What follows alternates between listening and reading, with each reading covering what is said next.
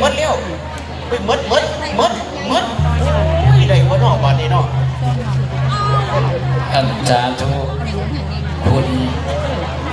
เอาอย่าลืมใส่บาตรอย่าลืมใส่บาตรพระผู้คนรับกฐินเด้อจะบ่ได้ต่อยอดกฐินคือกันใส่บาตรเสร็จเรียบร้อยรับพรพระโอ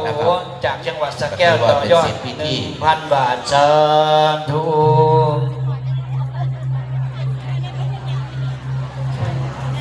เอามาเอาใกล้ไปต่อยอดกันเอามีบริต่อยอดวะนี่มากระพุ้งยอดโอ้ยเอาบัดนี้ผู้ใดต่อยอดได้ของดียิ่งได้ตลับหมดแล้วหมดเลยเอาต่อยอดเอาผู้ใดที่ต่อยอดบัดนี้เอาขันบ่ต่อยอดว่าให้เด้อนี่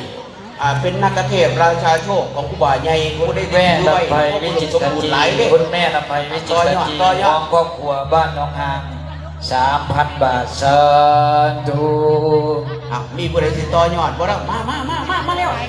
คุณโยมต่อยอดมาเอาขันต่อยอดดีจะให้นักเทศเด้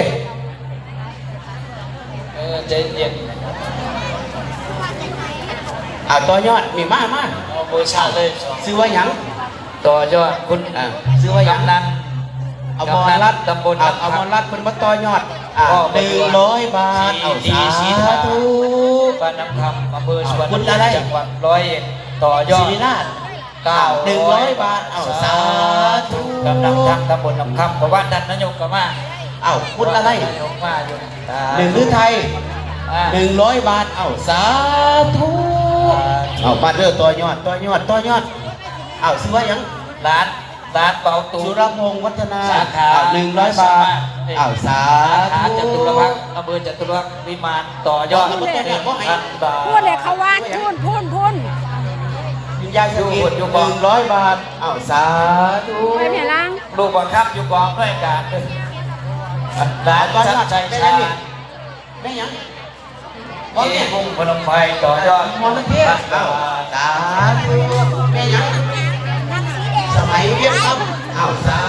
ธุโฆษณาก๋วยเตี๋ยวเจ้าว่านกันละคุณ500 บาทจิตาตุกา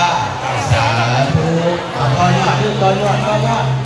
เว้ยก็ต่อยอดไปแค่ประหยัด100 บาทสาธุมาท่านจ้อยหมดแล้วแม่ละสาธุแม่หนังแม่บำเพ็ญ100 บาทสาธุจตุพร100 บาทสาธุแม่นาลี100 บาทสาธุได้4 5 บาทนี่แหละ